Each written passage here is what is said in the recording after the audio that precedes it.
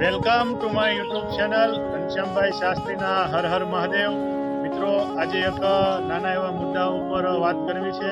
મારી પાછળ તમે જે જોઈ રહ્યા છો એ ખેતર છે, અને આ ખેતરમાંથી આપણે જે આજે અનાજ ખાઈએ છીએ એ અનાજ પકવવા માટે ખેડૂત કેટલી મહેનત કરે છે એની મારે તમારી સાથે નાની એવી વાત કરવી છે. વાતમાં તો મિત્રો એવું છે કે ખેડૂતે પકવેલું અનાજ અને કરેલી મહેનત આજે એનું યોગ્ય વળતર મળતું નથી.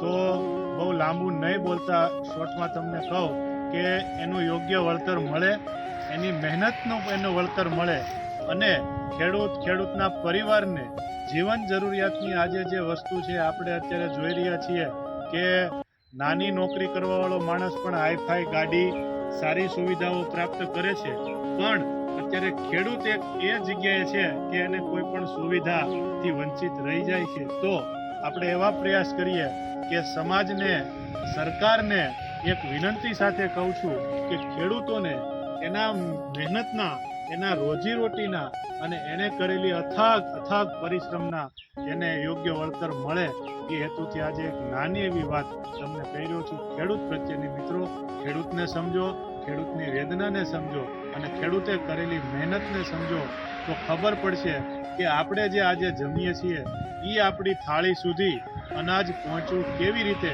ત્યારે ખબર પડશે. તો ખેડૂતને સમજો અને ખેડૂતની વેદનાને સમજો. બસ આટલું જ. હર હર મહાદેવ. બસ આ વાતને મારે કહેવાની હૃદયની જે ઈચ્છા હતી એ કીધી. પણ હકીકતમાં એ વાત છે કે જ્યારે ખેડૂતોને એનું યોગ્ય વળતર, એની મહેનતનું યોગ્ય વળતર, અને આ દેશનો ખેડૂત જ્યારે રાજી થશે ત્યારે મિત્રો આપણું જે સૂત્ર છે કે જય જવાન જય કિસાન એ સાર્થક થશે, અને એ સૂત્રનો જે આપણો અર્થ છે એ આપણને સમજાશે. ખેડૂત આ દેશનો નિરાશ હશે તો આ દેશ ક્યારેય પ્રગતિ નહીં કરી શકે. માટે દેશને પ્રગતિ કરવા માટે ખેડૂતને સદ્ધર બનાવવો જરૂરી છે. બસ ભગવાનને પ્રાર્થના છે કે દરેકના હૃદયમાં ખેડૂત પ્રત્યેની સારી ભાવના અને ખેડૂત પ્રત્યેનું જે આપણો લગાવ છે એ વધે, અને ખેડૂતને એની મહેનતનું યોગ્ય વળતર મળે તો આપણે સાચા અર્થમાં દેશ, આપણો જે ખેતી પ્રધાન દેશ છે એ આપણે દેશની આપણી ગરિમા જળવાઈ રહે. બસ હર હર મહાદેવ.